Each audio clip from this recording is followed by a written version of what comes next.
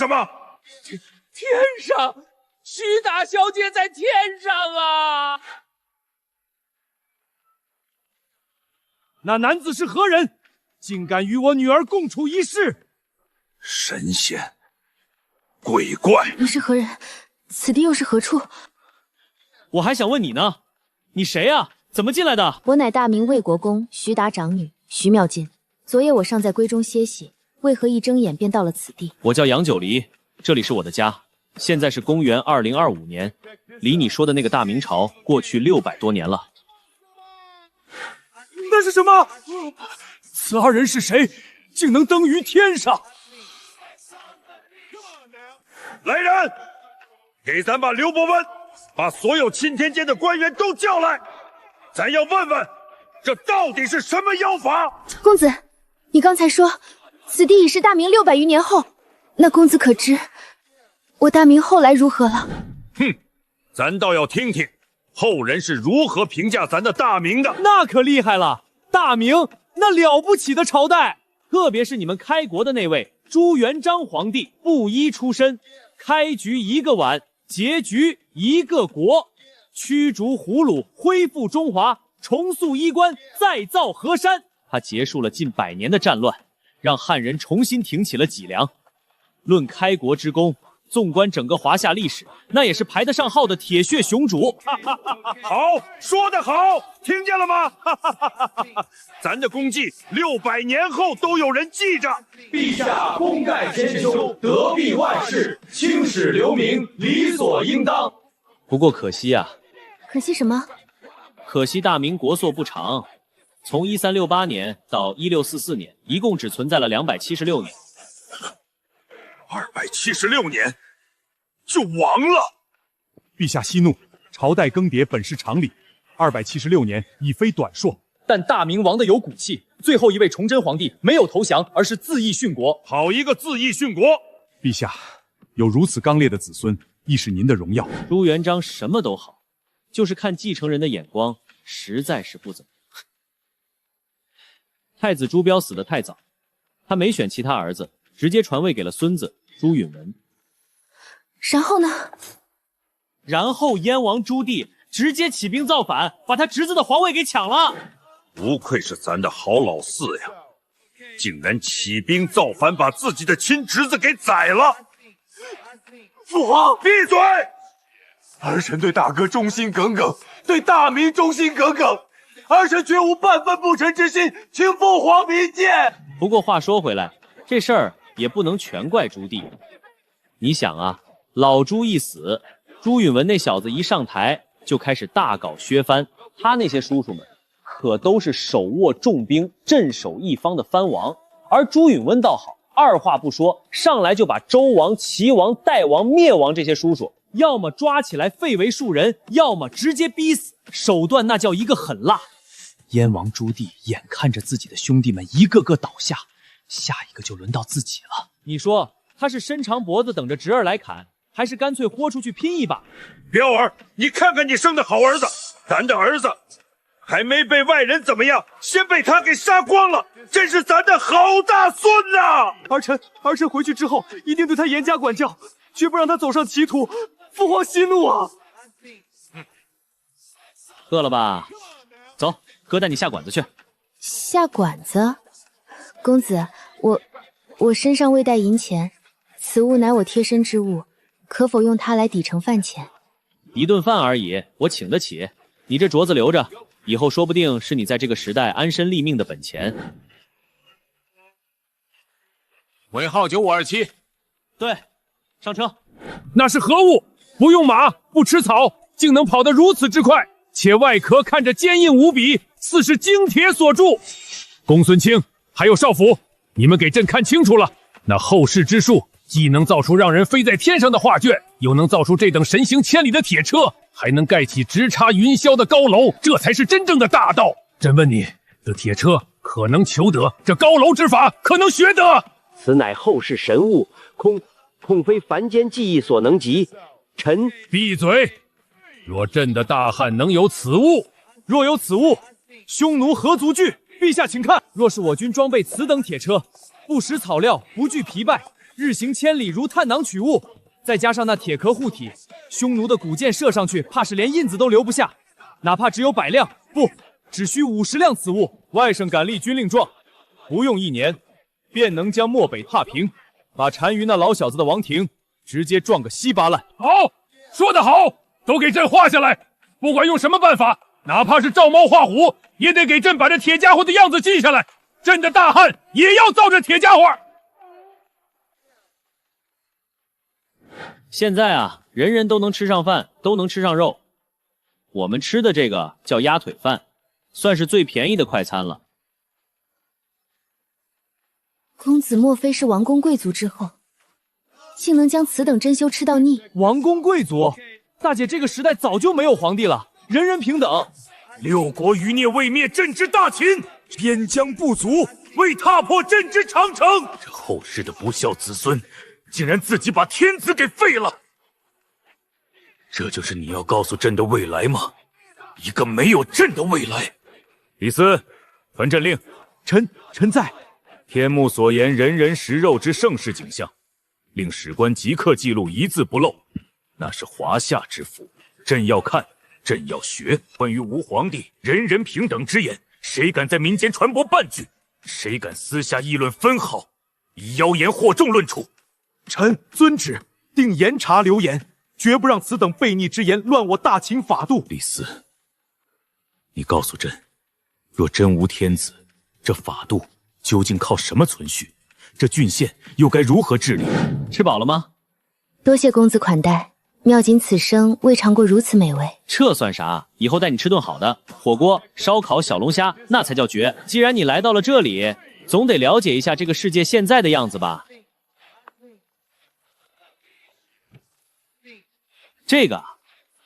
这叫地球仪，也就是我们脚下这个世界的全貌。咱的大明就这么大点儿。重八，你又要作甚？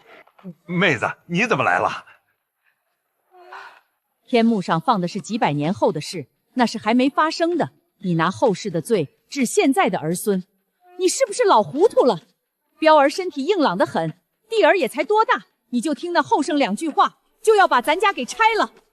行了行了，都起来！当务之急是把妙琴那丫头找回来，而不是在这搞什么父子相残。死罪可免，活罪难逃。从今天起，老四你北平的军务别管了，给咱老老实实待在应天府养病。没咱的旨意，出城一步，咱打断你的狗腿。儿臣谢父皇不杀之恩，儿臣一定老实待着，哪儿也不去。不过天幕出现时，你也要过来旁观。儿臣遵旨。那个公子，可有火镰？火镰？那玩意儿我只在博物馆见过。这是何物？别怕别怕，这是电灯，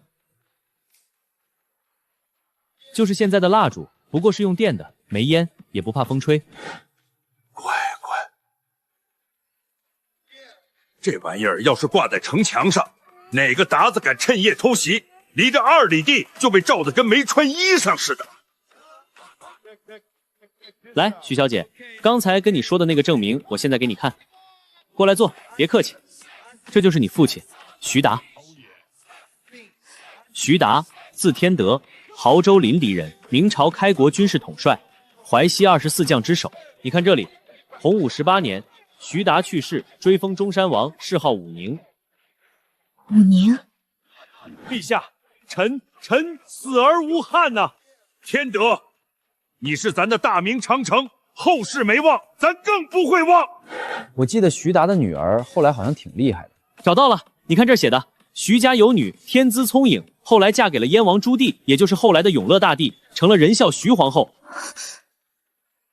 公子，你说什么？不对不对，我看看，哦，那是徐一华，也不对，有的野史说你也差点嫁给他。哎呀，这历史记载乱七八糟的。好啊，好你个老四，你个混账东西，造反不说，还敢祸害我家闺女！逆子，你还惦记上天德的闺女了？咱打死你个小兔崽子！父皇，岳父，冤枉！是那孙子污蔑儿臣，儿臣到现在连徐家大门朝哪儿开都不知道啊！兔崽子，你还喊上岳父了？那个，咱们换个话题，换个话题。你刚吃完饭，渴不渴？我去给你倒杯水。这是龙王爷显灵了。啥龙王爷啊？这是自来水，地下埋着管道，用水泵抽上来的，经过自来水厂过滤消毒。虽然不能直接喝生水，但洗脸、刷牙、做饭都靠它。徐小姐试试。行了行了，别玩了，水费挺贵的。徐小姐，今晚你先睡我房间，我去睡沙发。明天我再想办法，看能不能查查怎么送你回去。多谢公子收留。公子，妙景有一事不明。你说。此等电灯、自来水，还有刚才那千里传音的手机，可是只有公子这等贵人才能使用。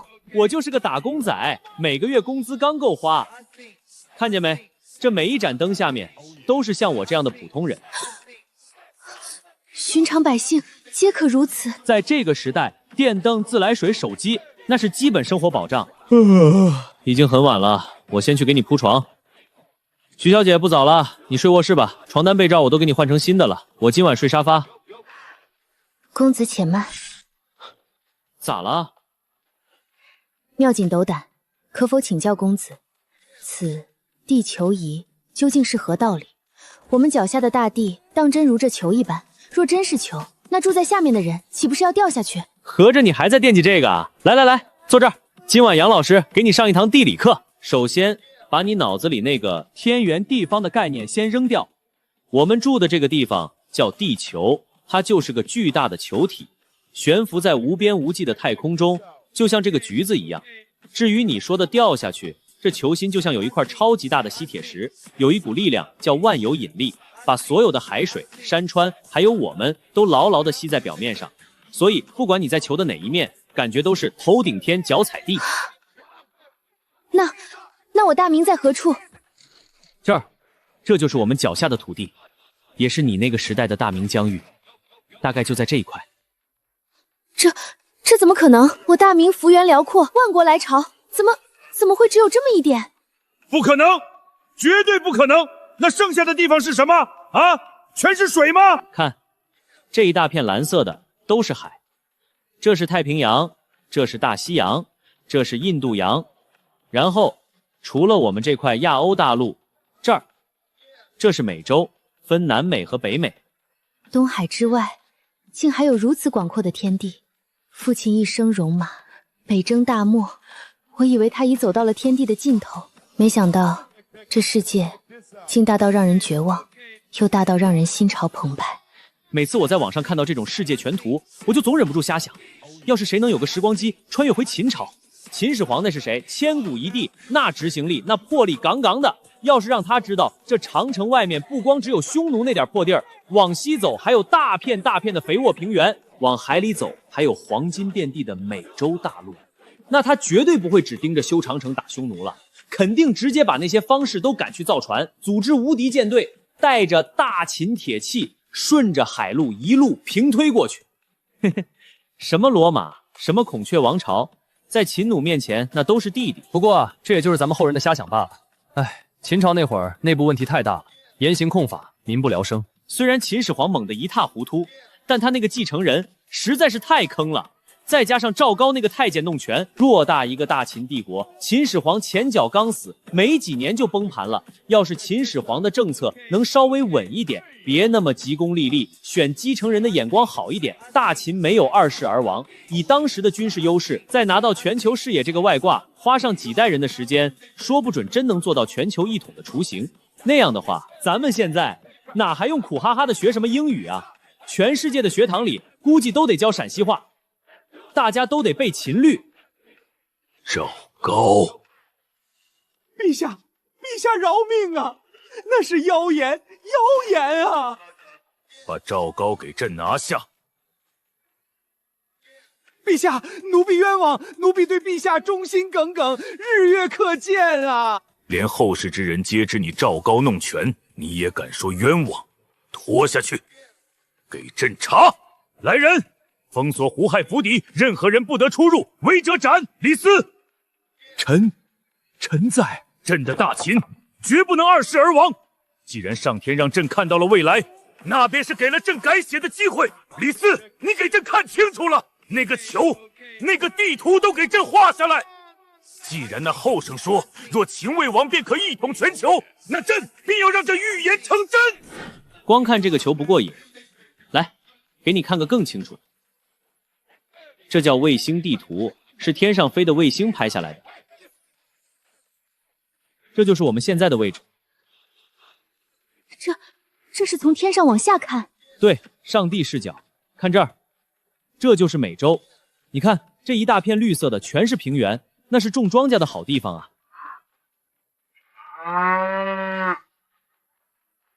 这地方土地肥得流油，插根筷子都能发芽。西域之西，竟还有如此大陆！朕原本以为打通西域便是极致，如今看来，朕还是坐井观天了。那后生说，若秦魏王可一统全球，嬴政暴虐，二世而亡是天数，但他有一点没说错，这天下得有人来统。既然秦做不到，那就该轮到朕的大汉了。朕要让这球上每一寸土地都插上汉旗，都说汉话。陛下，给臣5万旌旗，臣愿为陛下做那探路先锋。不急，那后生刚才给我们看的那个在地上跑得飞快的铁盒子，叫什么来着？回陛下，那物名叫汽车。众卿听好，墨只做壁上观，将天幕中所见铁车尽数绘录下来，哪怕是画个轮廓，也要给朕琢磨出它怎么跑的。咱打了一辈子仗，就占了这么点地儿。父皇，儿臣观此图景，才知天下广袤。若我大明只紧盯北原，眼界终究狭隘。倘若遭巨舟扬帆出海，出海？你想让倭寇把沿海都抢光吗？父皇，此一时彼一时，后世之人能去美洲，能去澳洲，说明海上有路。若我大明不去战，日后必被他人所占。父皇，你个逆子又想干啥？儿臣知罪，儿臣不敢造反，但儿臣有一身力气，有一身本事。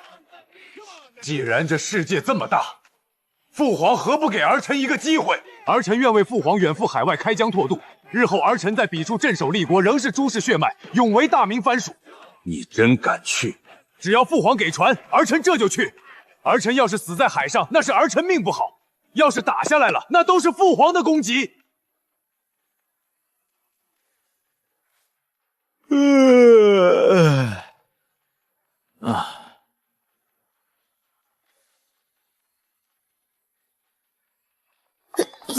杨公子早。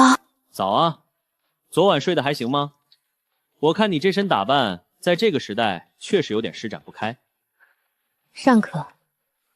此间器物虽巧，但这水龙头出水太急，这衣裙袖摆宽大，稍不留神便会沾湿，确实多有不便。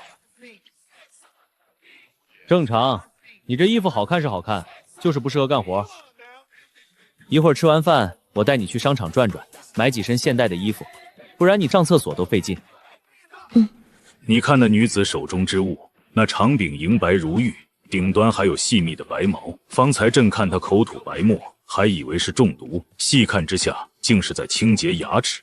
陛下圣明，那物事应当是用来刷牙的。只是这做工未免太精细了些，那手柄不似玉石，也不似木头，通体光滑无瑕，还有那刷毛，根根分明，整齐划一，绝非兽毛所致。后世之人连清洁牙齿都要造出如此精巧的工具，那后生家看起来并非大富大贵，却也能用得起此等物上，可见在后世这种工艺已是寻常。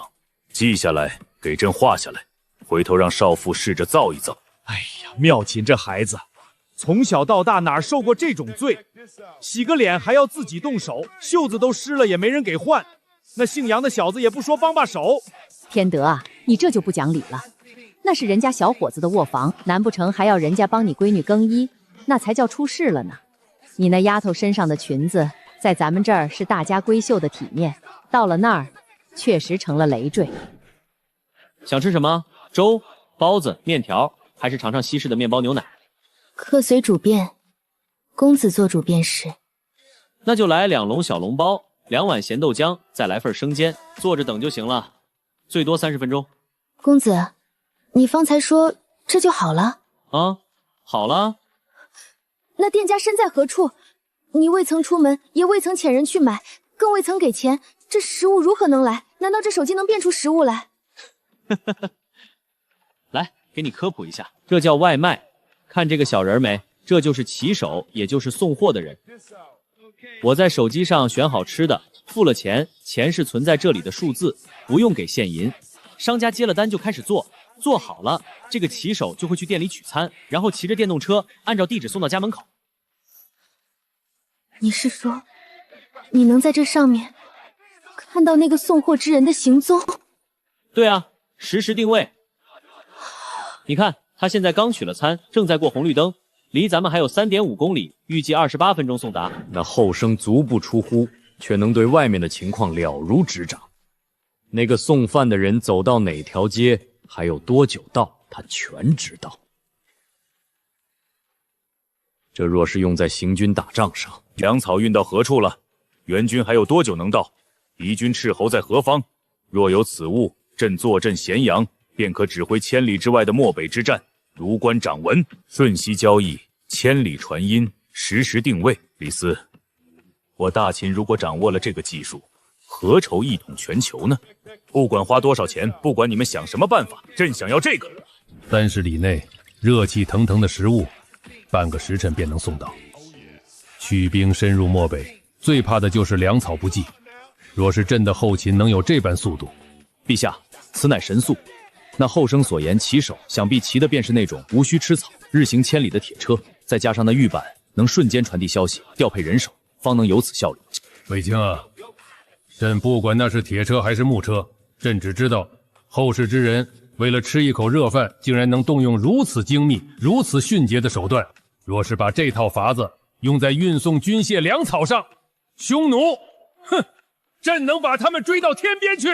懒惰，几步路的事儿自己不会去做，非要花钱让人送。这后世的年轻人身子骨就是这么废掉的。想当年咱要饭的时候，为了口吃的能跑几十里地。不过这法子确实厉害。彪儿，你看见没？那个做饭的店家，那个送饭的骑手，还有这个姓杨的小子，他们互相都不认识，也没见过面，但这事儿就这么成了。这叫什么？这叫规矩，这叫信任。咱们大明要是能有这套东西，那些贪官污吏把粮食运哪儿去了？咱是不是也能一眼就在这板子上看见？谁还敢在咱眼皮子底下搞鬼？这便是那外卖。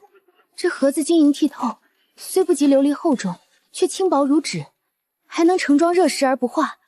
这在后世竟是随手可弃之物。这就一塑料盒，不值钱，吃完就扔。这家的生煎在这一片挺有名的，去晚了还得排队。小心烫，这玩意儿里面全是汤，这就叫皮薄馅大，底脆汤鲜。此物外皮酥脆，内馅鲜嫩，汤汁更是醇厚无比。宫中御膳房的点心，怕也不过如此。这可是平民小吃，路边摊5块钱4个，在这个时代，只要肯花钱，谁都能吃，没什么皇家专供。公子，怎么了？不够吃？非也。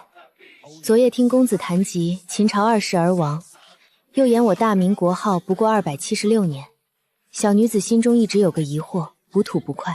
你说，历代王朝似乎都逃不过兴衰更替。公子既知后世之事，敢问这世间可有长治久安之策？可有万世不竭之王朝？长治久安啊，从历史规律来看，没有任何一个王朝能万世不竭。为什么？因为有个死结解不开。古人说水能载舟，亦能覆舟，这话谁都懂，但做起来太难。一个王朝刚建立的时候，皇帝大多英明，知道百姓苦，会分土地，减赋税，这时候大家都有饭吃，社会就稳定。但是时间一长，皇亲国戚、贪官污吏就会越来越多，他们会兼并土地，把百姓手里的地抢过来。不用交税的人越来越多，交税的百姓越来越少，负担越来越重。等到老百姓手里没地了，饭都吃不上了，再遇上个天灾人祸或者外敌入侵，那除了造反还能干啥？这一造反，王朝就崩了，然后换个姓，重新来一遍，这就叫历史周期率。家天下，私产。你说的对，只要这天下还是你们一家一姓的私产，这个死循环就跳不出去。而且这玩意儿太依赖皇帝个人的能力了。你想啊，秦始皇那是猛人，但他儿子胡亥一般；朱元璋也是猛人，但他孙子朱允炆玩不过叔叔。这就像开盲盒，帝王贤婚难测，把国运搭在一人身上，本就是一场豪赌。所以，想要真正的长治久安，光靠皇帝英明是不够的，必须得有一种更先进的制度。什么制度？要把权力关进笼子里。把权力关进笼子？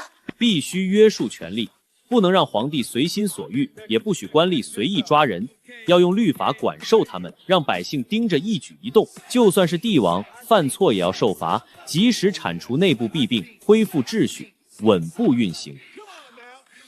不过这都是后话了，那是几百年甚至上千年无数人流血牺牲换来的经验。难道咱做错了吗？咱把权力抓得这么紧，反倒是害了大明。冲巴，后人的路自有后人去走，你把心操碎了，也管不了几百年后的事。但这后生的话，咱们得听进心里去。彪儿还在呢，有些规矩是不是得改改？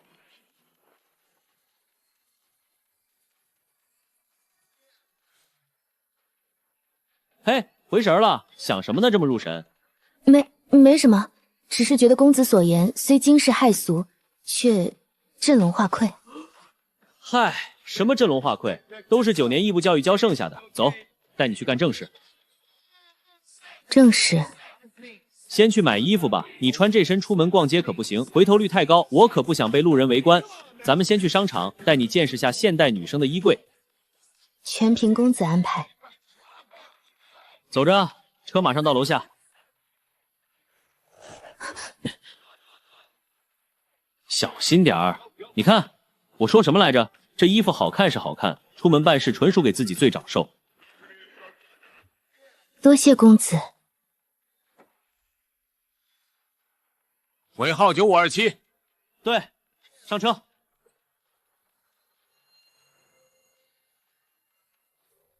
愣着干嘛？上车呀！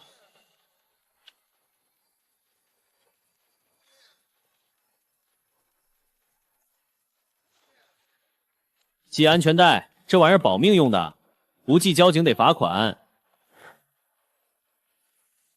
动了，真动了！陛下，此物腹中必有机关，无需草料，无需饮水，竟能自走。这路怎么一点颠簸都没有？若朕有此路，有此车，从咸阳到辽东，何须半月？一日便可达。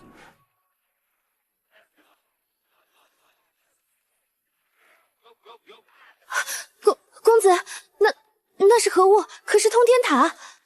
哦，那个写字楼，里面都是和我一样的打工人。写字楼如此挺拔，高于100丈，直逼天庭，这得耗费多少人力，征发多少民妇，怕不是要修上100年？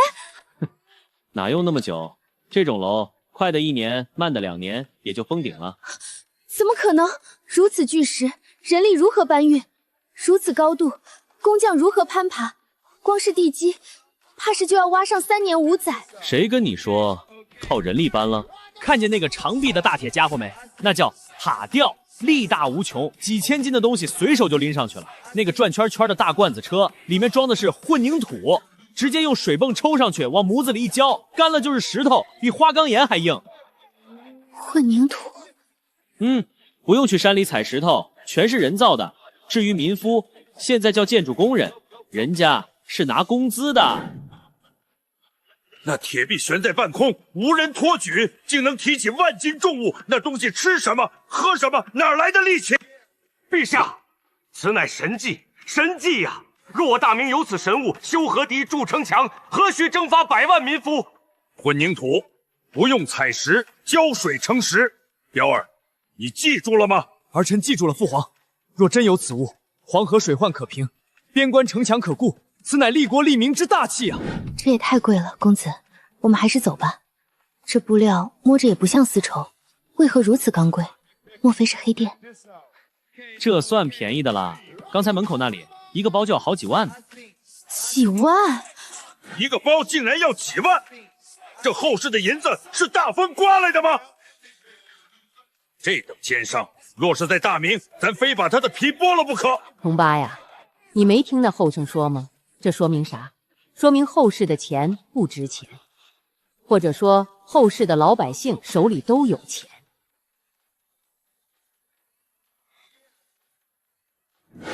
来，照照。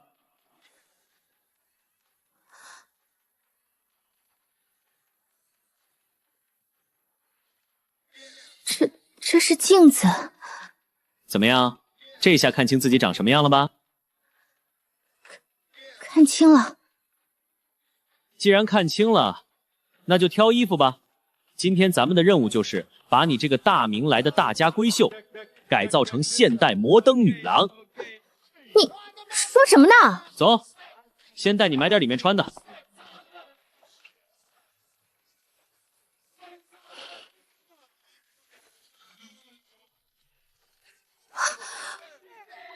公子，此处莫非是青楼楚官？那橱窗之中，简直不知廉耻！什么青楼？这是正经卖内衣的门店。你身上左一层右一层穿着不难受吗？这里面的内衣都是专门为女性设计的。我不去，打死也不去。若让人看见我进这种地方，我唯有以死以证清白。混账东西！那姓杨的后生他想干什么啊？他想干什么？那种地方，那种伤风败俗的地方，也是咱大明魏国公的千金能进的，还要不要脸了？还要不要体面了？妙景啊，爹没护好你，让你遭这种罪，受这种侮辱。行了，别嚎了。你们没听那后生说吗？那是穿在里面的。既然是穿在里面的，舒服不就行了？换换也无妨。妹子，你这是什么话？这是舒服不舒服的事儿吗？这是什么？那是人家后世的规矩，入乡随俗，懂不懂？再说了，那是女人的事儿，你们两个大老爷们儿跟着瞎起哄什么？美女，帮个忙。先生，这位小姐是第一次来吧？对，刚从外地来，比较保守，麻烦您给推荐几款舒服的、保守点的，带她去试衣间讲讲怎么穿。小姐姐别怕，咱们这是正规品牌，都是为了女性健康设计的。你身上穿的那些不透气，时间长了对身体不好。怎么样？那位大姐甚是专业，确实比肚兜穿着舒服多了。唉，那就行。走，下一站买外衣，这件、还有这件，去试试。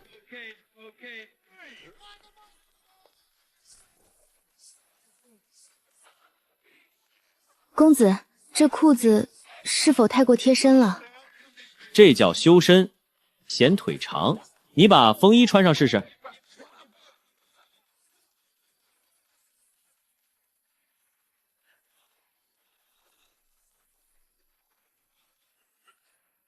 轻便，确实轻便。若以此装扮骑马射箭，怕是不输男儿。那就这个，再来一套同色系的换着穿。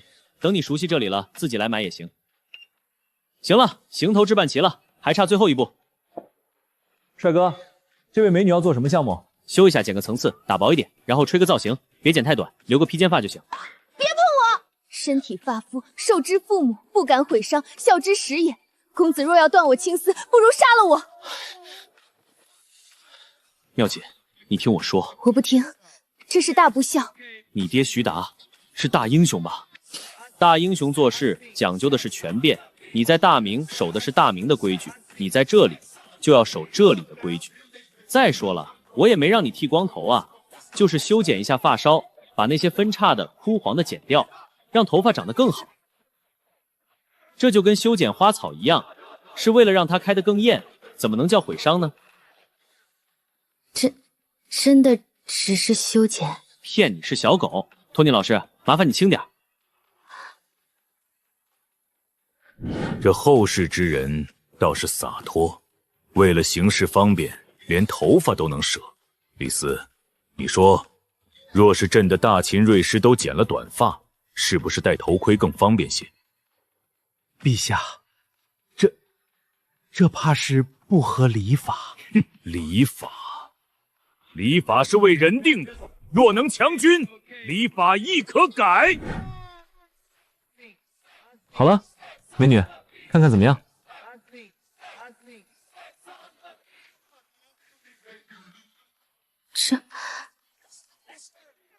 这竟是我。漂亮吧？这才叫现代女性。走，带你去补点能量。折腾一上午，你不饿我都饿了。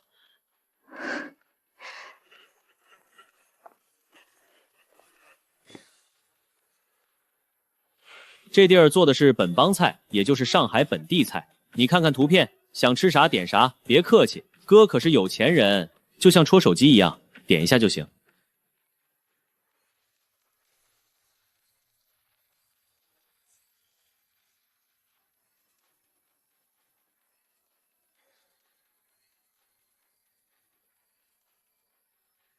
若，肉质酥烂，肥而不腻，确是上品。只是这口味偏甜了些。妙景祖籍亳州钟离，虽生在金陵，但自幼随父亲吃惯了家乡菜。亳州口味偏咸鲜，讲究个原汁原味。这浓油赤酱虽好，却终究不是家乡味。甜？那肉看着红彤彤的，咋能是甜的呢？天德，你闺女嘴刁，咱记得当年在老家。那一锅乱炖，放把盐就能香掉舌头。这后世的肉看着是精细，可若是甜的，那能下饭吗？陛下，妙锦随我，咱老少爷们儿就好那一口咸。不过话说回来，这后世的百姓是真富，你看那饭馆子里做的都是些平头百姓吧？那一盘子肉油光锃亮，在大明也就逢年过节地主家敢这么吃。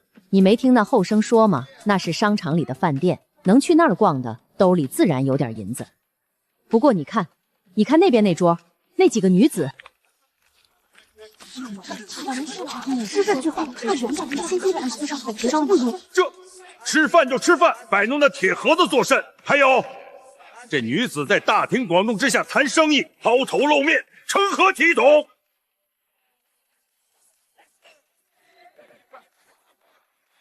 公子，那几位姐姐是在办公？对，加班呢，估计是附近写字楼的白领，趁着午休出来边吃边干活。那个敲键盘的，估计正在赶 PPT。白领，他们无需依附男子，无需在闺阁中绣花。哈哈哈，依附男子，在那张桌子上，搞不好他们赚的比男人还多。此处女子神色大多从容，非深闺所能见，亦非大明所能有。既然要生活，就得买点日用品。来，闻闻这个。这是何物？为何有股公桶之味？榴莲，水果之王，闻着臭，吃着香。回去你尝尝就知道了。车厘子，这季节智利进口的，稍微有点贵，不过味道好。离这儿大概有18000多公里吧。智利18000多里，如此遥远之物，竟能运到此处，且如此新鲜，宛如刚从树上摘下。这就是物流，以后慢慢给你讲。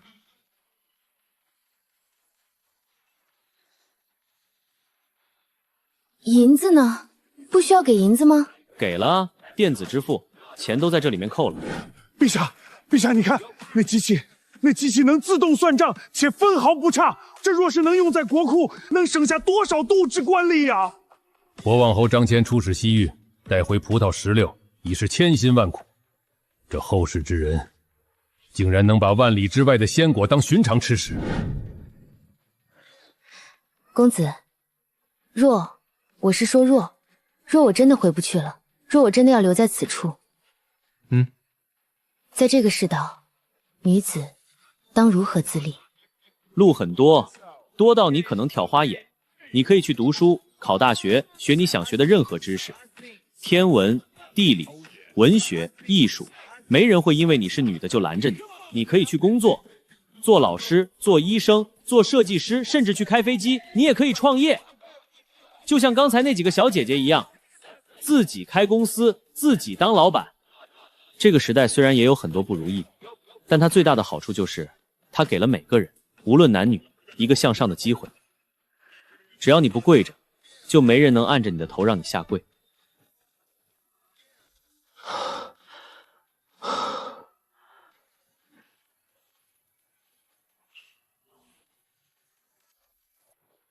舒服吧？这玩意儿叫投影，能在墙上看戏。看戏？可是像勾栏瓦舍那样的戏文，比那个带劲儿多了。既然你对未来这么好奇，咱们今晚就看个特别的。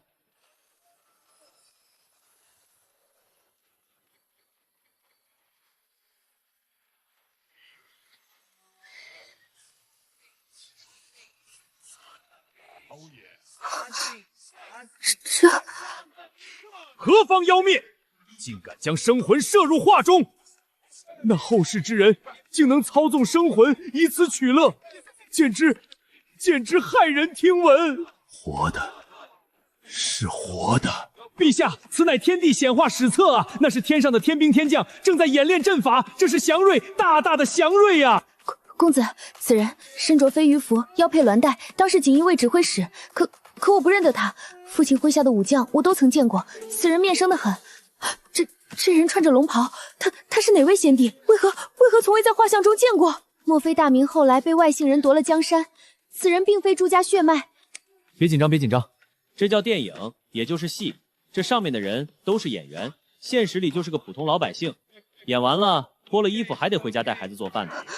演员竟敢穿龙袍，这是僭越，是要诛九族的。都说了，现在这个时代已经没皇帝了，也没那些规矩，只要为了艺术，别说演皇帝，演玉皇大帝都没人管。你就当是看个故事，别当真。放肆大胆，无法无天！一个普通的演员，竟然敢穿咱的龙袍，还坐咱的龙椅，还演得那么像，那是谁啊？那是演的谁？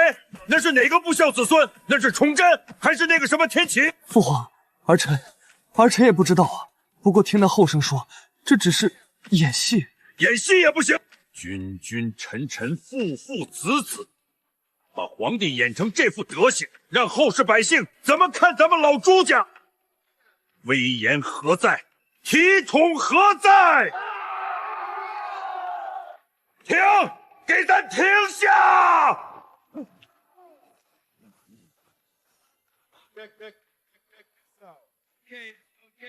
这就是咱的大明，你们看见了吗？啊，看见了吗？咱杀贪官，咱定严刑验法，结果呢？结果后世演出来的戏里，你们就是这么给咱祸害江山的。臣等死罪，臣等不敢。不敢。后世既然能演出来，说明史书上就是这么记的。若要人不知，除非己莫为。给咱查，把那些贪赃枉法的都给咱揪出来，咱倒要看看是他们的脖子硬，还是咱的刀硬。那个太压抑了，咱们换个提气儿的。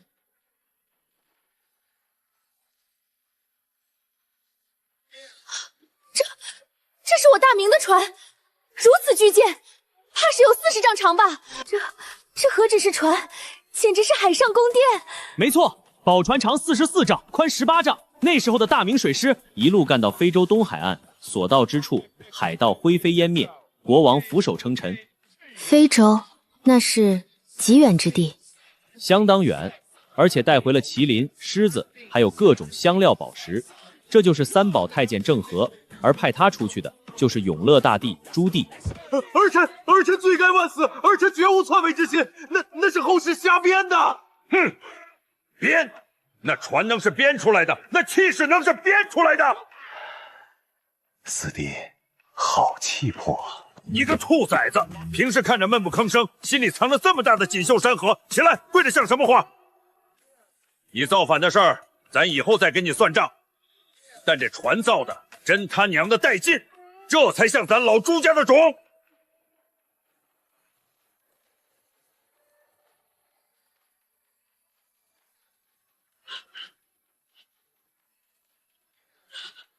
大明虽然亡了，但亡的有骨气，不和亲，不赔款，不割地，不纳贡。最后一个皇帝宁死不屈，自缢于煤山。公子，大明为何会亡？既有永乐之盛，何来崇祯之伤？原因很多，天灾是一方面，小冰河期粮食绝收，但更多的是人祸。人祸？党争，东林党、阉党互相倾轧，文官爱财，武官惜死。皇帝被关在紫禁城里，听不到真话，看到的都是粉饰太平的奏折。党争内耗，好啊，咱还没死呢。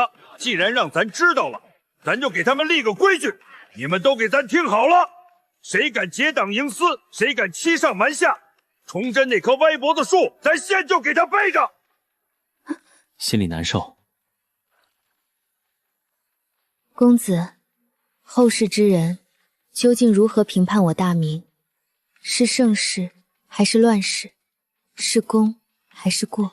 评价很复杂。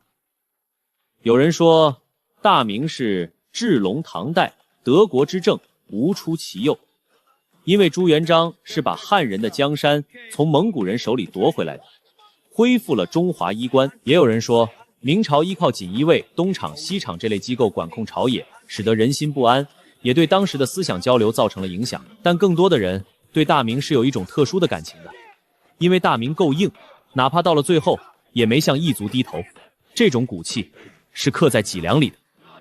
骨气。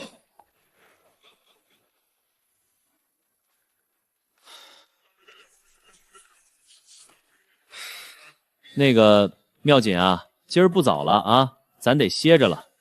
明天周一我得去上班。上班？可是如家父那般去朝堂点卯，还是去衙门署理公务？差不多吧，就是去干活挣钱，不上班哪来的钱买房买车？公子为生计奔波，妙锦自当体谅。公子放心去，妙锦一人在家，绝不出门半步，亦不乱动屋内器物，就在此静候公子归来。不行，把你一个人扔家里我不放心。吃饭是个大问题，还有联系，万一有急事，你连我在哪儿都不知道。得给你配个这玩意儿。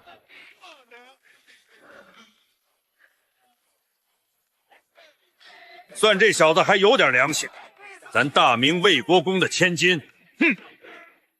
要是被他锁在屋里饿肚子，咱非得想办法穿过去砍了他不可。陛下，这上班一去就是一整天，那我闺女岂不是叫天不应，叫地不灵？这孤男寡女共处一室虽然不妥，但这要是把人扔下不管，更是让人揪心呐。魏国公稍安勿躁。那后生不是说要给妙金配个手机吗？之前看那天幕，这东西似乎能千里传音。神物啊！若是有了此物，是不是就能随时找到人了？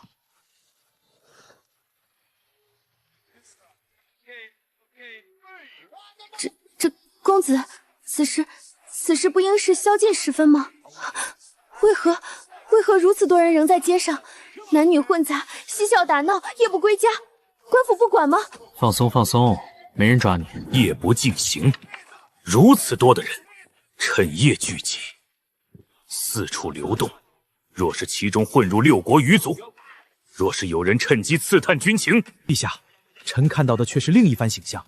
若夜间亦能开市，那便是多了1倍的交易时间。陛下，请看。那些人手中的吃食，身上的衣物，皆需钱财换取。若咸阳也能如此，这市税怕是要翻上几番呢。岂有此理！岂有此理！那是谁家的女子啊？裙子短成那样，还敢在大街上跟男人拉拉扯扯？这要是让咱看见，非得把他腿打折不可。还有那些人，大半夜不睡觉，还在这吃吃喝喝，明天不用干活了吗？不用种地了吗？这简直就是群魔乱舞。重八，你消消气。你光看那裙子短，你没看那姑娘脸上的笑；你光看那街上乱，你没看那店铺里的货。你看那人，像是怕官府抓的样子吗？若是大明百姓大半夜敢出门溜达，不用担心被抢、被抓，这说明什么？妙锦，时代变了，看见那个没？那叫监控。这满大街都是这玩意儿，不管你干什么，能给你拍得一清二楚。这儿的治安比你们大明皇宫不知道强多少倍呢。至于宵禁，现在讲究的是夜间经济，大家白天上班累了一天，晚上出来吃个饭，看个电影，放松放松。只要你花钱，国家就高兴。如此，方为太平盛世之景吗？走，办正事儿。欢迎光临，买手机啊，拿个2000左右的，性价比高点的，再办张副卡。好嘞，这款怎么样？刚出的，拍照好，内存大。行，就这个。那个，身份证给你。这就是身份录也。对，身份证。这玩意儿非常重要，你现在是黑户，也就是没身份的人。以后遇到要刷这东西的地方，千万别往上凑，不然叔叔会请你去喝茶。陛下，此法大妙啊！那小卡片一放，此人姓甚名谁，家住何方，年岁几何，甚至连过往行踪，怕是都能查出来。若大汉能有此物，何愁流民难管，何愁税赋难收？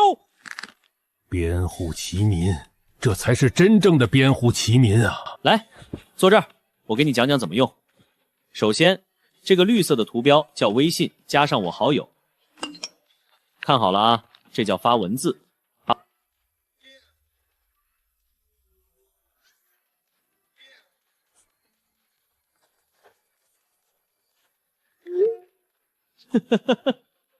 行，学得挺快。接下来是重头戏，点那个绿色的。这魂魄被吸进去了！吸什么魂魄？这就是镜子，只不过这镜子能把你的样子传到我这儿来。你看，我在你手机里，你在我手机里，这叫视频通话。以后我要是不在家，你想找我，就按这个，咱们就能面对面说话了。千里眼顺风耳，古之神话竟在此时成真。若当年父亲出征漠北时有此物，母亲又何至于日夜悬心，哭坏了眼睛？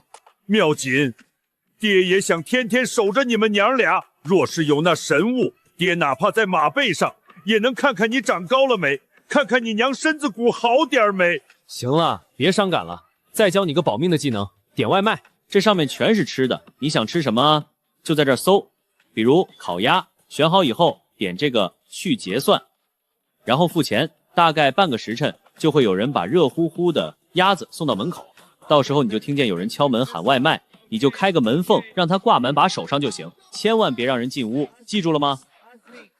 只需点点手指便有人送食上门，这岂不是神仙过的日子？差不多吧，现代人都是懒神仙。这个蓝点就是你，你要是走丢了，我就能像狗一样顺着味儿找骨头一样找到你。公子自比为犬，倒是颇为贴切。嘿，你这丫头学会顶嘴了是吧？行了，12点了，赶紧睡觉吧。多谢公子，今日之恩，妙境铭记五内。明天我还得早起去公司当某马，你在家好好研究这法宝。晚安，大明少女。晚安。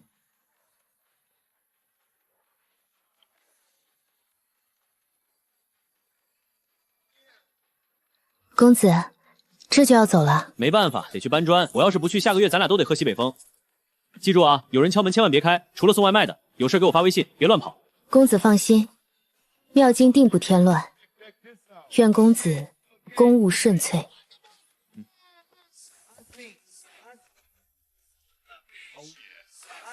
这就走了？这上班究竟是个什么差事？连个随从也不带，还得自己赶路。这后世的规矩似乎是人人都要做工。儿臣看那天幕里的景象，街上行人行色匆匆，想必都是去点卯的。点卯点一天，咱大明的官儿下了朝还能回家抱孙子呢。这后生看着是个自由身，怎么活得比咱那拉磨的驴还累？我回来了，全是菜。今天顺利吗？顺利。妙锦按公子所教食了那个黄焖鸡。行，没饿着就行。今晚给你露一手，让你尝尝现代家常菜。公子，君子远庖厨，这等粗活还是让妙琴来吧。远什么庖厨？那都是老黄历了。在现代，不会做饭的男人娶不到媳妇儿。这是何物？油烟机，专门吸油烟的，你看好了啊。神器！往日在府中，厨下每逢烹炒，必是烟熏火燎。此物竟能吞云吐雾，将烟气尽数收走。那是，不然这楼房里怎么住人？那是电饭煲，米和水放进去，按个钮就不用管了。那个方盒子是微波炉，热剩菜用的。那个大柜子是冰箱，保鲜的。李斯，看见了吗？那吞烟之物，若是能用在冶铁房，工匠便不再受烟毒之苦；若是用在皇宫，朕的寝殿便能冬暖夏凉。还有那火，无需柴薪，随开随用，这简直是夺天地之造化！少府那些方士整天在琢磨什么？让他们给朕研究这个。重八，你看看人家上了一天班，回来还给媳妇儿，哦不对，给姑娘做饭。你呢？除了会喊饿了，还会干啥？妹子，你这话说的，咱是皇帝，皇帝哪有下厨的？那是失了体统。体统？我看那后生做的挺开心。再说了，你看那厨房干干净净，一点灰都没有。还有你那次烧火不是弄得一脸黑灰呀？不用手搓，不用棒槌，这衣服在里面转不晕吗？衣服晕不晕我不知道，反正洗出来肯定干净，还能甩干，拿出来晾一晚就能穿。公子，此间种种皆是为了偷懒。精辟！科技发展的动力就是为了偷懒，把人从繁重的劳动里解放出来，去干更有意义的事儿。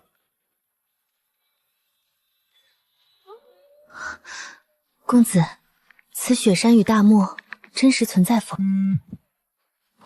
当然是真的。这雪山叫珠穆朗玛峰，世界最高峰。那大漠是撒哈拉。以后有机会带你去看真的。早点睡，晚安。老四呢？回皇上，燕王殿下还在工部。殿下说他在琢磨那个齿轮和杠杆，说是看了洗衣机那转筒，有了些修水车的灵感。哼，不务正业！告诉工部尚书，给老四拨点银子，别让他把咱的工部给拆了就行。偷懒是为了干更有意义的事儿。若大明百姓不必困于耕吹，大明当有何等作为？惨了惨了！周一例会拖太晚，今天还得去见客户。公子，可是要误了时辰？差不多吧，反正全勤奖是悬了。妙锦，听好了啊，这上面写的是微波炉和洗衣机的用法，怕你忘了，我又写了一遍。还是那句话，谁敲门也别开，有事发微信，别乱跑。妙锦知晓了，公子路上小心。走了。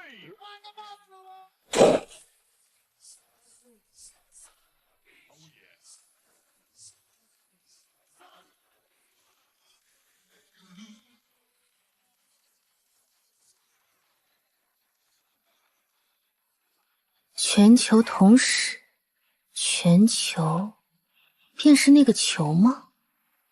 那是书，那是后世的书。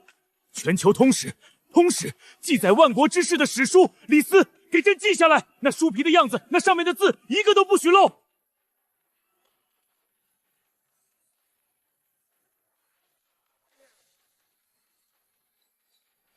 这丫头站那么高干什么？也不怕风大把楼给吹塌了？这楼修的跟通天塔似的，怎么上去的？爬楼梯不得累死？陛下，臣记得那后神说过，有个叫电梯的铁盒子，嗖的一下就上去了。嗖的一下把人装盒子里扔上去，这后世人胆子是真肥啊！外卖放在门口即可。好嘞，祝您用餐愉快。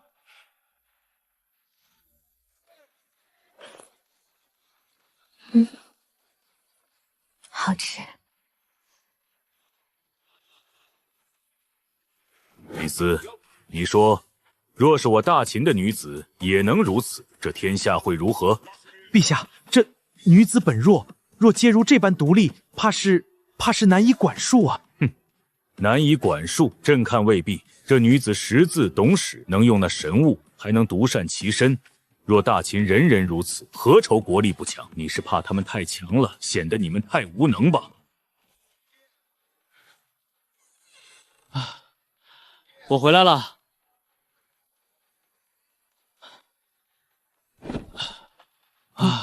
累死我了！今天这客户是真难伺候。给你的新玩具，这是平板电脑，以前淘汰下来的旧款，不过给你用足够了。手机屏幕太小，看久了伤眼睛。我给你下了个识字软件，带拼音，带发音，还能教你怎么写。这是教志同的。别嫌弃，这玩意儿最管用。你也别光看图，得把简体字认全了。以后出门看路牌、点菜都得靠这个。那板子能说话。李斯，你听见没有？那雾是在教字。陛下，臣听见了，那是雅言，不对，语调古怪，但清晰异常。这才是真正的书同文啊！朕推行小篆，费了多少力气，可这天下6国遗民依旧乡音难改，政令不通。若朕有此物，只需将那拼音之法推行天下，皆读秦音，皆识秦字，不出10年，天下何愁不一，人心何愁不归？记下来，把那发音的法子，还有那个叫拼音的符号，都给朕记下来，让博士府那些博士学。若学不会，就全给朕拉去修长城。公子请看，这是妙景今日之作。构图可以啊，有点天赋。看来这一天你没闲着。妙景看了那书中的地图，方知世界之大，大明不过沧海一粟。书中言，此时西方亦有强国，且航海之术日盛。今日观书，方知此言不虚。带你看个东西，光看书太枯燥，给你上点硬菜。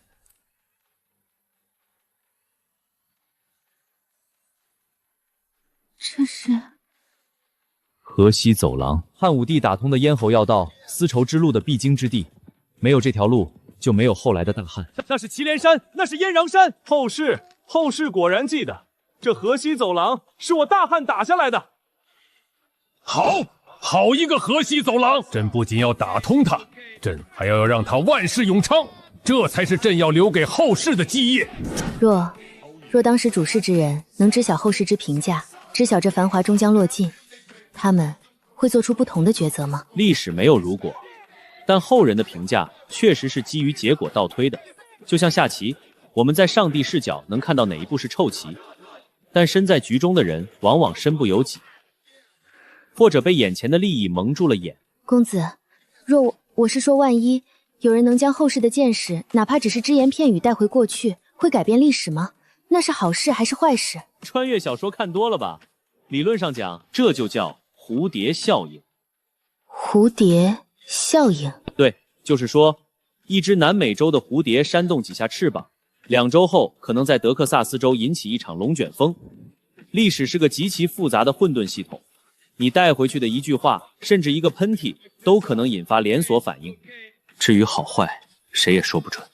你可能救了一个好人，结果这个好人的孙子是个暴君；你可能阻止了一场战争，结果导致人口暴增，引发了更大的饥荒。改变历史是要背负因果的。彪儿，儿臣在。你说，若是那丫头真能把这后世的见识带回来，咱该不该信？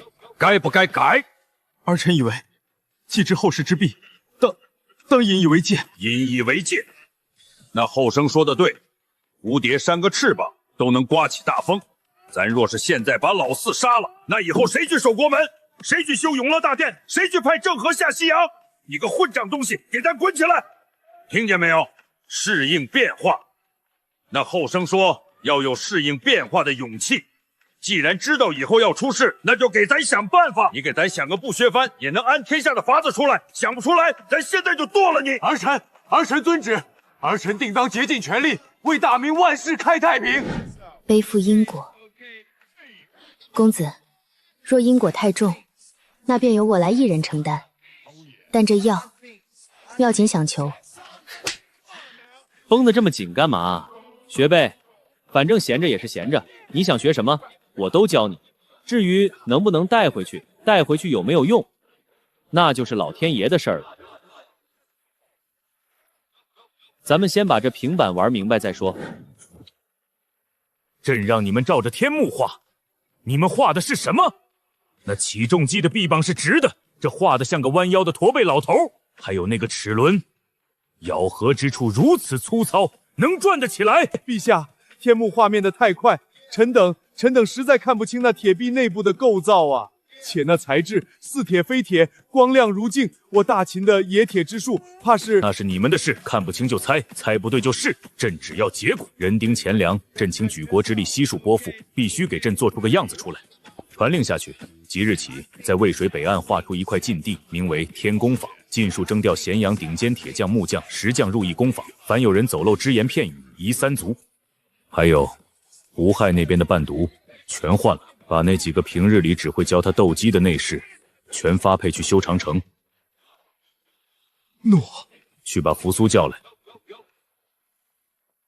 儿臣拜见父皇。别跟朕扯那些仁义道德，朕只问你一句：倘天目所言属实，域外尚存广袤蛮荒物土，而欲固守关中，苟安一隅，还是前举国轻壮，挥师以息？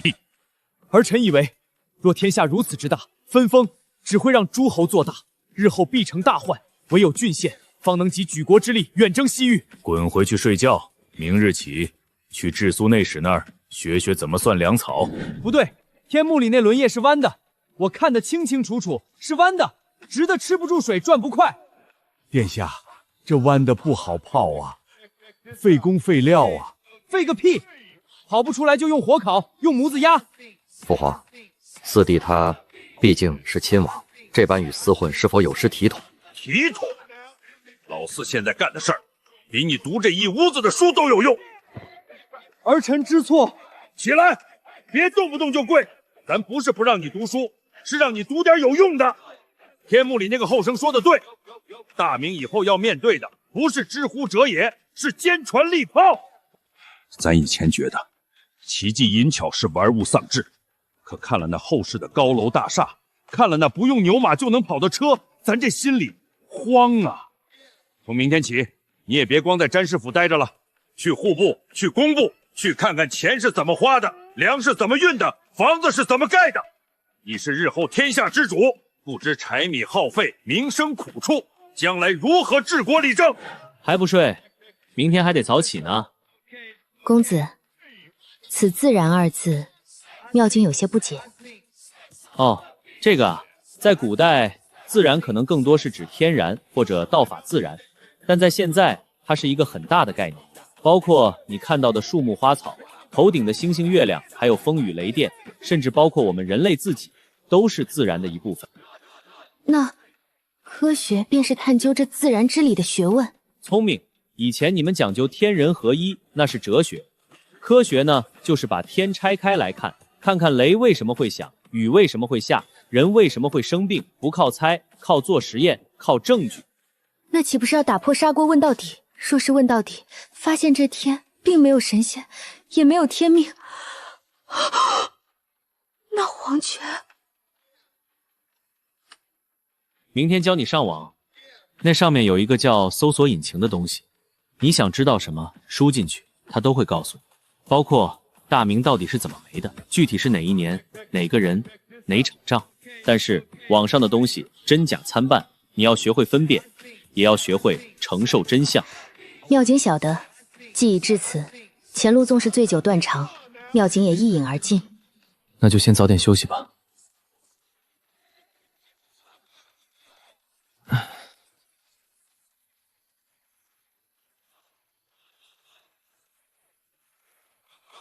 听好了啊，这玩意儿虽然好用，但也是个大染缸。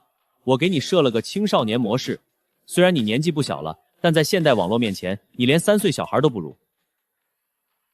公子请讲，妙景洗耳恭听。这上面有个搜索框，看见没？那个放大镜图标。你想知道什么，就在这儿打字。但是网上的东西，真的假的混在一起，特别是那些标题写着“震惊”、“不得不看”、“野史秘闻”的。千万别信，那就跟你们那会儿茶馆里说书先生瞎编排是一个路数，便是不可全信。对，你就看那些带百科标志的，或者正经博物馆、大学发的文章，其他的看个乐呵就行。中午我不一定回来，你自己点外卖，别给陌生人开门。妙金知晓了。哼，这后世的网，也就是个大号的交涉跟场子。你急什么？那后生不是说了吗？有真的有假的。能不能分得清那是本事。再说了，你就不想知道后世人嘴里你是啥样的？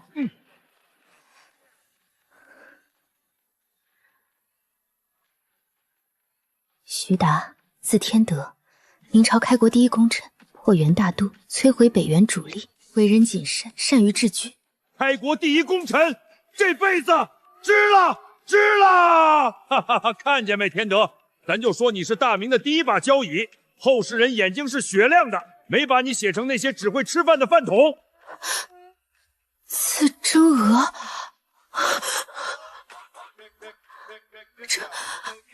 陛下怎会？谁写的？把这写书的混账给咱抓来！咱要剥了他的皮！天德是咱的兄弟，是从小光屁股长大的兄弟，这种事儿咱绝对干不出来。陛下息怒，这后生说过，网上有假话，这定是野史村夫编排，编排也不行。咱要是想杀你，用得着宋娥，咱直接一杯毒酒不痛快。宋娥恶心谁呢？行了，重八，这就叫高处不胜寒。你杀的功臣多了，百姓自然觉得你也杀了天德，这黑锅你是背定了。咱那是为了大明江山。公子说过，不可全信。爹爹那是病逝，正史记载的清清楚楚，这什么野史秘闻，定是胡说八道。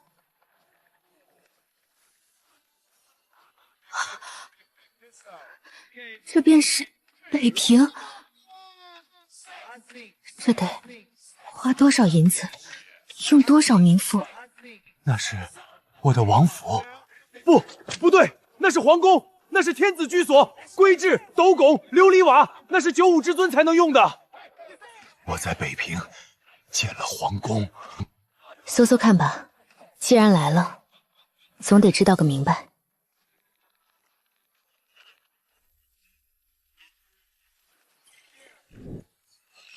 方孝孺不肯起草即位诏书，朱棣怒而诛其10族，连朋友门生亦在杀戮之列，死者873人。老四，你够狠，比咱还狠！彪儿，你看见没？这就是你弟弟，能打仗，能修书，能让万国来朝，但他也能把你儿子逼死，能把你的臣子杀绝。这后世的网真他娘的不是个东西，为什么要让咱现在就看见这些？永乐大帝武征漠北，修书迁都，这朱棣倒是有几分朕的影子。李斯，你说，若是后世也有人这么搜朕的名字，他们会怎么写朕？是千古一帝，还是暴君？陛下功过三皇，德高五帝，自然是……行了，朕不瞎。这天目既然能把那朱棣写成这样，对朕怕是也不会嘴下留情。但这后世有一点好，他们记得，不管你干了什么，好的坏的，他们都记着，这就够了，总比默默无闻化作尘土要强。书同文，车同轨，奠定2000年政治格局，被誉为千古一帝。千古一帝，好一个千古一帝！朕就知道，朕的功业后世人看得见。2000年，朕的法度竟管了2000年。陛下圣明，万世不朽。暴君，朕统6国，废分封，哪一步不是为了天下太平？汉武帝刘彻，雄才大略，攘夷拓土。看见没？雄才大略，朕这辈子没白忙活。巫蛊之祸，逼反太子刘据，导致皇后与太子相继自杀。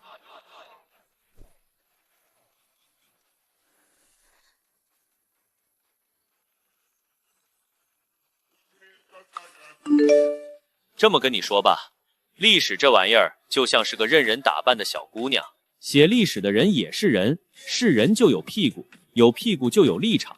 汉朝写秦朝，肯定要骂秦朝暴政，不然怎么证明汉朝得位得政？每个时代需要的东西不一样，我们只能无限接近，没法100%还原。你看秦始皇骂他暴君，是因为他真杀人；夸他千古一帝，是因为他真统一。这两者不矛盾，都是他。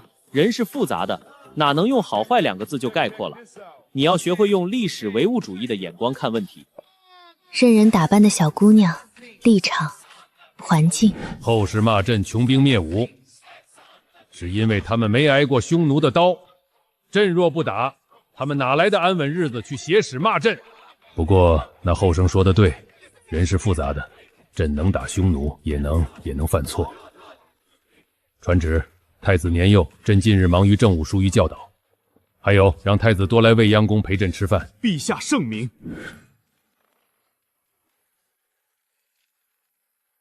第几次了？回陛下，第71次。非是臣等不用心，实在是这童他不听话呀，要他硬他就脆，一弯就断，要他韧，他就软，根本弹不起来。那种钢，天幕里说要2000度的高温，咱们的炉子烧塌了3个了，火候还是不够。陛下，那个胡亥公子今日又在府里摔了东西，说是既然未来都要死，不如现在喝个痛快，还把教书的先生骂走了，正跟几个内侍在后院斗鸡。随他。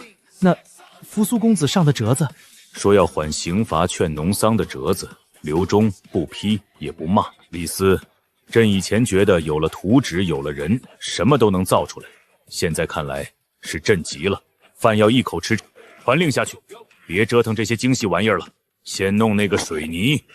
天幕里不是说了吗？那是石头烧的，石头咱们有的是。又是材料。看来这后世的工业，不是光靠聪明脑瓜就能想出来的。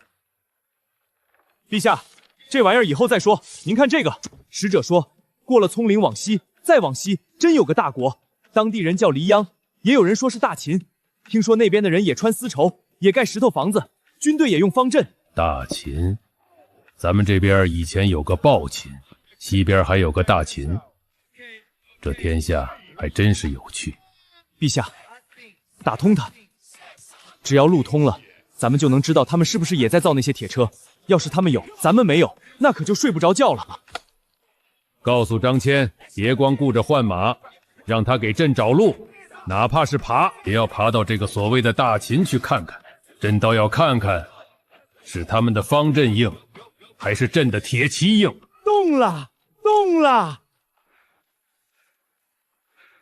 这水量比以前那一脚一脚踩的大了得有3成啊！父皇，四弟这几日都睡在工部，连王府都没回。这水车若是推广开，江南的旱情能缓解不少。这小子是个干实事的料，可惜心太野，能造福百姓，也能屠戮苍生。父皇，人是会变的，天幕既然预警了，咱们就有机会改。四弟现在不是还没那个反心吗？你倒是心宽，你是没看见那永乐大帝4个字，他那是奔着你的位置去的。儿臣若真如天幕所言早死，这江山交给他，总比交给外星人强。只要他不杀自家人，儿臣认了。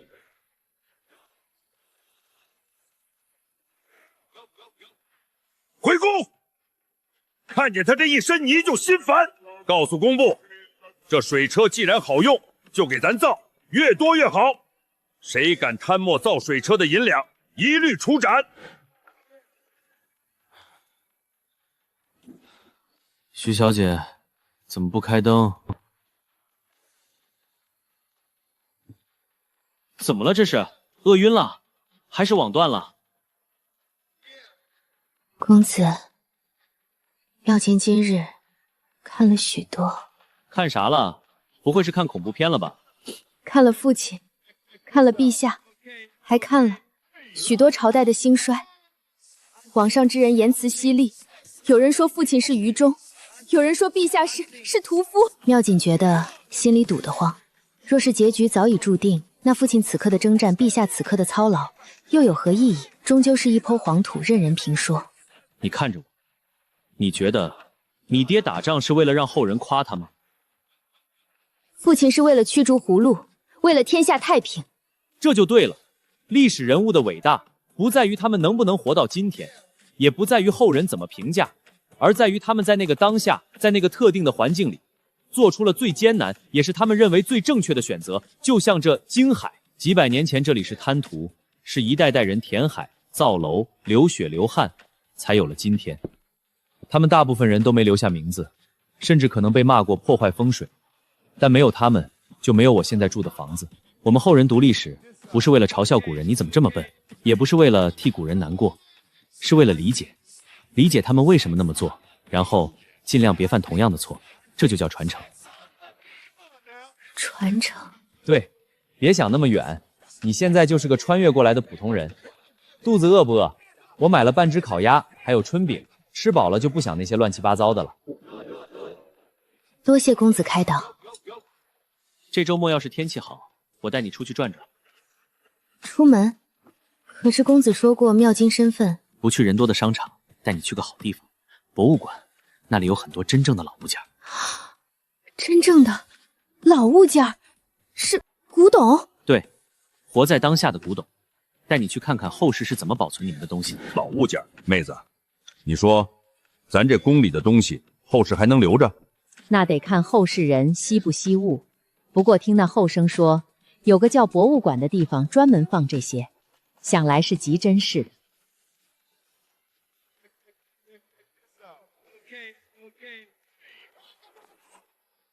撇横竖钩提棒。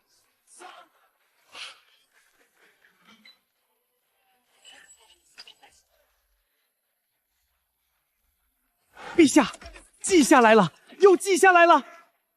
这拼音之法简直是神迹，只需26个字母，竟能拼尽天下读音。给朕看看，这玩意儿真能统一口音？能，绝对能。若天下人都学这拼音，不出10年，大秦再无方言之隔，这比修驰道还要紧呐！学，让博士院里的人都给朕学，谁学不会，谁去修长城。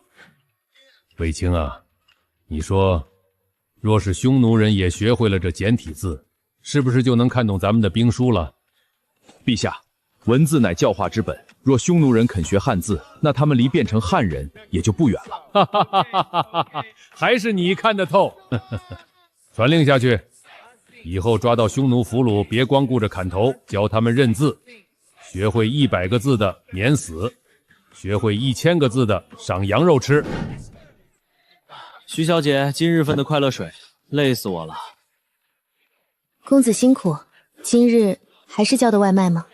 不做饭了，累。尝尝这个，芝芝美美，少糖去冰。你们大明肯定没喝过。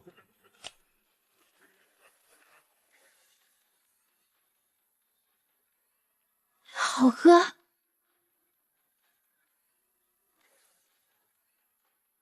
徐小姐，公子有何吩咐？这周末咱们不去博物馆了。公子做主便是，妙锦不出门也无妨。不是不带你出去，我刚才查了一下，京海博物馆现在全是实名预约制，进门要刷身份证，还得过安检，你恐怕进不去的。那咱们换个地方，带你去看看房子。看房子？你看啊，我现在睡这沙发，短时间凑合还行，时间长了我这老腰可受不了。而且你一个大姑娘，整天跟我挤在这几10平米的小屋里也不方便。这小子什么意思？嫌弃咱妙锦了？咱妙锦睡主卧怎么了？他一个大男人睡板凳能死啊？重八，你讲讲道理，那是人家小杨的家，人家收留妙锦，共吃共喝，还教认字，怎么就成嫌弃了？那他说看房子是要给妙锦单买一栋，他一个当差的哪儿买得起？我们去看看，现在我也买不起。京海这房价，内环随便一套都要上千万，我就算把这套卖了，也就够个首付。1000万，是1000万2白银，换算成你们那时候，差不多吧，反正就是很贵。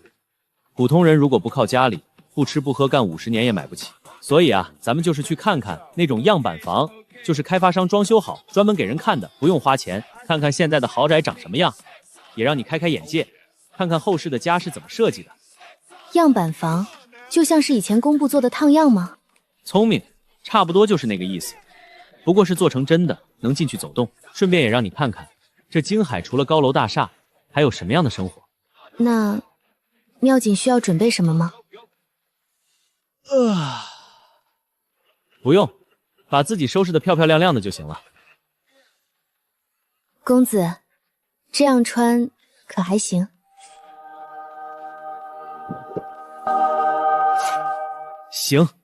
行，太行了！走在街上，回头率绝对100%。变了，全变了。这要是走在街上，怕是要被御史台那帮人骂死。可真好看啊！看什么看？明天你也给老子穿成这样，不对，你也给老子精神点，别整天吊儿郎当的。那是泰迪。狗也穿衣，人上有衣不蔽土者。那是以前，现在只要人肯干活，穿衣吃饭都不是问题。狗穿衣服，那是主人乐意。师傅，去1号院。小伙子可以啊，那是豪宅啊，去看房。随便看看。公子，你说这后世的房子虽然贵，但真的能住得安稳吗？大明的宅子虽是自己的，可若是遭了兵灾，或是被朝廷抄了家，便什么都没了。但这几日我看手机，这后世似乎很太平。只要你自己不违法乱纪，这房子买了就是你的。风能进，雨能进，帝王不能进。帝王不能进？放肆！虎天之下，莫非王土，哪有朕不能进的地方？陛下，那是后世，后世没皇帝了。到了，徐小姐，准备好了吗？咱们去看看什么叫资本主义的糖衣炮弹。淼琴，拭目以待。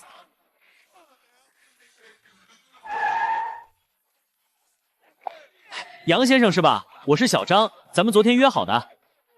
这位是你女朋友吧？真有气质。二位快请上车，咱们今天先看那套精装的。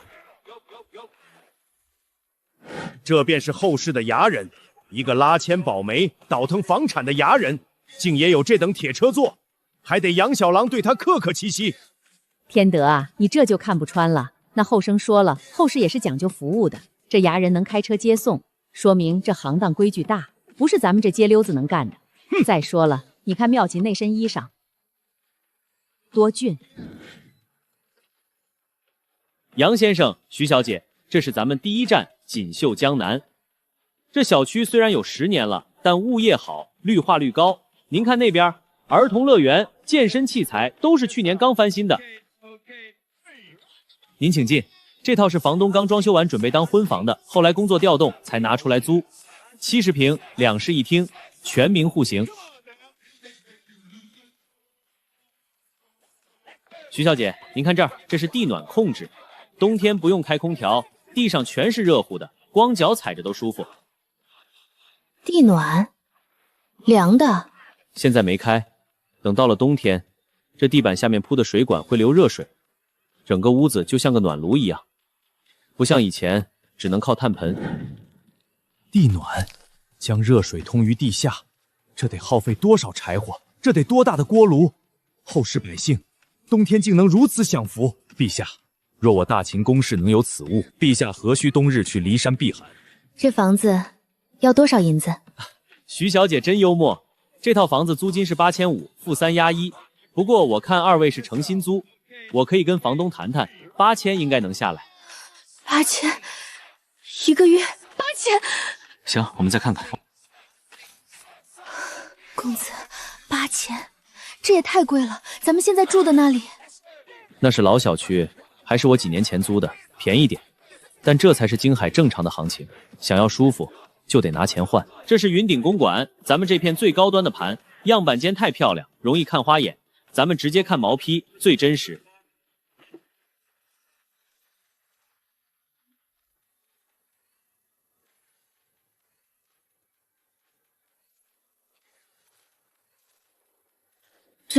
这也是房子？这就是毛坯房，买回去之后得自己花钱装修，铺地板、刷墙、买家具，才能变成刚才那样。杨先生，这套是75平的，楼层好，采光也好，总价750万，首付30%，225万。要是贷款的话，按现在的利率，贷30年，等额本息，每个月总共大概是2万6左右。多少？2万6，一个月？公子，一个月2万6，要还30年？对，30年，连本带利。那岂不是这辈子都在为这4面墙干活？是啊，但这可是京海的房子，买了就是资产，以后还能涨。很多人想买还买不起呢，为了凑个首付，那是得掏空6个钱包的。6个钱包？就是你爸妈、你爷爷奶奶、你外公外婆，3代人的积蓄凑在一起，才能给小两口付个首付。然后小两口再背30年的债，不敢生病，不敢失业，老老实实当房奴。公子，妙锦以前觉得大明百姓苦，可今日所见所闻，方知这后世之人虽无积款之忧，心却更累。那每一个格子里，是不是都住着一个背着30年债的人？也不全是，但大多数人确实都在为了这盏灯奔波。有人觉得苦，有人觉得值。因为有了这盏灯，在这个巨大的城市里，就算扎下了根，别想那么多了，这都是以后的事。至少现在咱们还有地方住，还能喝得起奶茶，对吧？公子说的是，活在当下。彪儿，你说那后生一个月挣那么多钱，咱们大明的老百姓一年到头在地里刨食，要是遇上个灾年，是不是连把自己卖了都还不起债？父皇，儿臣以为后世之苦在于欲，房子要住好的，车子要开快的，咱们大明百姓求的不过是一日三餐，片瓦遮身，只要朝廷不加赋不折腾，百姓就能活。不折腾难啊，咱是想让百姓有田种，可那些当官的，那些地主老财，一个个都盯着百姓手里的那点地。传旨户部，把今年的榆林图册再核一遍，谁家要是敢趁着灾年兼并土地，咱扒了他的皮。公子，吃饭了，手艺一般，公子别嫌弃。徐小姐，你这适应能力简直是神速，连燃气灶火候都掌握得这么好。公子，今日看了那房子，秒金方知，在这后世活着不易。公子收留秒金，共吃共穿，还教秒金识字，秒金无以为报。只是秒金不想做个废人，更不想成为公子的负累。徐小姐，你别这么想，多双筷子的事儿。不是筷子的事儿。今日那牙人说买房要掏空6个钱包，公子也是凡人，也要生活。妙锦想赚钱，好孩子，爹的乖女儿啊，在家里那是十指不沾阳春水，到了那边竟然想着要去赚钱养家了，爹心里难受啊！爹，这是好事儿，大姐有志气，不吃嗟来之食，这才是咱们徐家的种。徐小姐，你有这个心是好事，但是有个很现实的问题，你没有身份证。妙锦知道，那日去买手机，便是没有那个小齿片，费了许久周折。公子没有那个小齿片，是不是就真的寸步难行？正规的公司、工厂肯定进不去，那是违法的。雇佣你就是雇佣黑工，要罚款的。不过也不是完全没有办法。公子有法子？体力活肯定不行，但是现在是互联网时代，有些工作是不需要去公司打卡上班的，甚至不需要露脸。徐小姐，你看这个，不需要露脸，也不需要说话，只要你有才艺，把平时会的东西展示出来就行。这字虽有几分风骨，但笔锋略显浮躁，且这墨言的太极失了润度。这就对了，这就是专业术，也是我口中所说的才艺。来，咱们盘点一下琴棋书画、女红厨艺，你会哪些？琴略通一二，曾随宫中乐师习过几曲。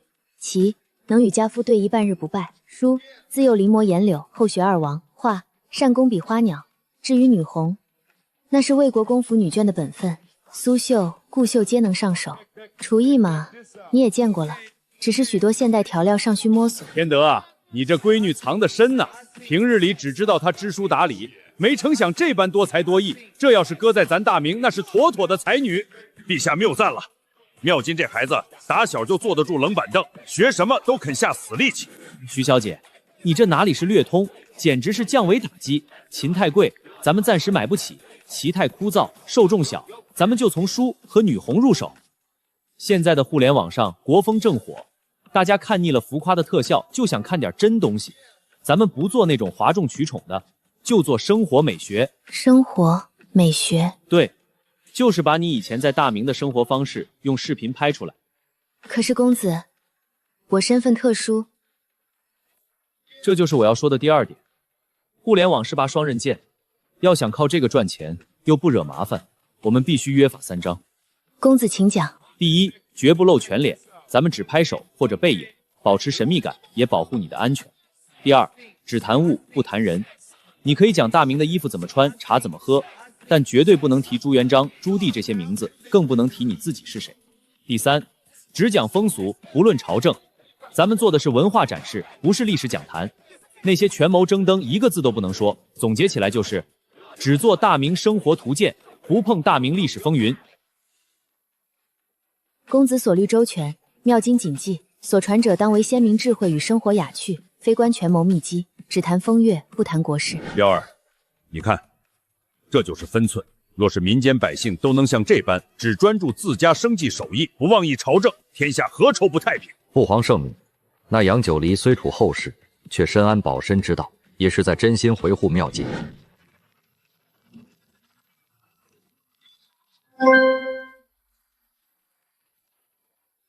不懂的词就输进去，点这个放大镜。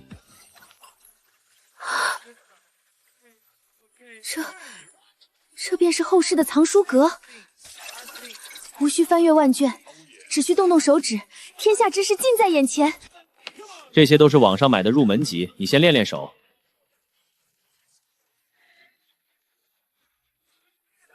看见没？看见没？这就是我徐家的闺女，哪怕到了几百年后，这手艺也没丢，这是把大明的魂儿给带过去了。徐小姐，手别抖，就像你平日里赏花那样。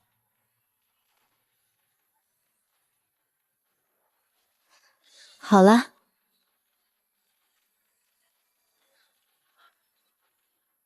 完美。字迹娟秀中带着鼓励，配上这实物图，格调一下子就上来了。这就行了。行了，这种深度的内容不能指望像短视频那样瞬间爆火。咱们这是在钓鱼，钓那些真正懂行的鱼，让子弹飞一会儿。从民间到宫廷，讲的是点心，论的是规矩。这丫头是个懂分寸的，没提咱老朱家的私事，也没说朝廷的密文，就盯着一块酥皮做文章。陛下，妙锦这孩子打小就喜欢钻研这些。臣记得他7岁那年，为了弄明白家里屏风上的云纹为何有3朵卷云，硬是拉着绣娘问了半宿。如今到了后世，他还能守着这份心性，臣心里踏实。踏实就好，你们也学学，别整天盯着谁家纳了妾，谁家遇了志。无人问津吗？别急，现在是上班时间，大家都在忙，等到晚上才是流量的高峰。看吧，我就说咱们这路子走对了，这叫精准打击。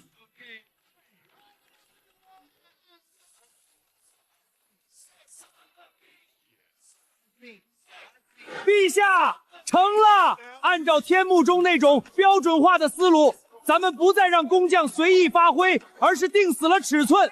这10组滑轮大小分毫不差，坏了一个，随便拿个新的就能换上。好，传令下去，以后秦弩的机库、战车的轮轴，全部按此法督造。朕要让大秦的军械，无论在何处损坏，都能立地修复。告诉考公署，不用急，咱们造不出那个轴承，就先造别的。但有一点，把地图给朕画清楚了，朕要看看这天下到底有多大，那罗马到底有多远。殿下，这水车比工部原来的样式出水多了3成不止。这才哪儿到哪儿，以后咱们要造更大的东西。老四这小子只要不造反，干活还是把好手。彪儿，你看见没？无论是妙锦那丫头在后世写文章，还是老四在田里修水车，道理都是一个。请父皇示下。那就是别整那些虚头巴脑的，不设虚言，不碰禁忌，只管把分内的事儿做好做精，这才是立身之本。公子，妙锦觉得光是展示怎么做还不够，后世之人虽见其形，未晓其意，他们只知这酥好看，却不知为何要捏成36瓣，不知这其中蕴含的出淤泥而不染的君子之风。所以你想怎么做？我想讲理，不仅仅是复原大明的生活，更是要讲清楚古人为何要这样生活。我想把那些藏在纹样、礼仪、饮食背后的道理，一点点讲给他们听。徐小姐，你的意思是，咱们不仅要展示美，还要讲道？正是，万物皆有其理。这荷花酥层层起酥，若无油皮包酥皮的藏，便无入油炸开时的放。这道理像极了古人讲究的韬光养晦。韬光养晦有点意思，不过说起这韬光养晦，有时候也得看命。历史这玩意儿最讽刺的地方就在于，很多人拼了一辈子，到头来全是给别人做了嫁衣。公子何出此言？就拿大家都熟知的三国来说吧，曹操、刘备、孙权，这三位那是何等的英雄人物！赤壁一把火，夷陵一把火，打的那叫一个天昏地暗，精彩绝伦。结果呢？三家归晋。晋？对，司马懿的那个晋。曹操防了一辈子，刘备哭了一辈子，孙权守了一辈子，最后那个一直躲在曹家身后装病的司马懿熬死了所有人。他孙子司马炎两脚一蹬，直接把三家全收了。后人编了个段子，叫三国尽归司马懿，这就叫螳螂捕蝉，黄雀在后。公子，你提那司马氏取巧得了天下，那后来呢？这般得来的江山，应当守得很辛苦吧？辛苦，那简直是灾难。晋朝这朝代怎么说呢？先天不足，德国太易，上面的人就觉得一切理所当然，没那种敬畏心。再加上司马家为了防外人大封宗室，结果搞出了个八王之乱。然后呢？然后胡人就进来了。西晋崩乱，衣冠南渡，连绵战火让中原生灵饱受浩劫，百姓流离困苦。李斯，给朕记下，权臣不可留，宗室不可纵。这司马氏的教训，朕的大秦要引以为戒。朕的大秦要从根上断绝这同室操戈、权臣乱政的祸根。咱就知道，靠阴谋诡计得来的江山，根子就是烂的。这司马家简直是把咱汉人的脸都丢尽了，听见没有？这就是教训。咱为什么要杀贪官？为什么要定皇明祖训？就是怕后世子孙忘了这江山是怎么打下来的。若是像那晋朝一样，把江山当儿戏，外族杀进来那是迟早的事儿。抓好农耕，修整河渠，民生安定，江山方能长治久安。不过，那杨九黎说的晋朝教训，你也得给咱记死了。司马家那是烂在根子上了，为了防外人，结果自家人杀成一锅粥。咱们大明既要用人，也得防人。老四，你给咱说说，咱说的对不对？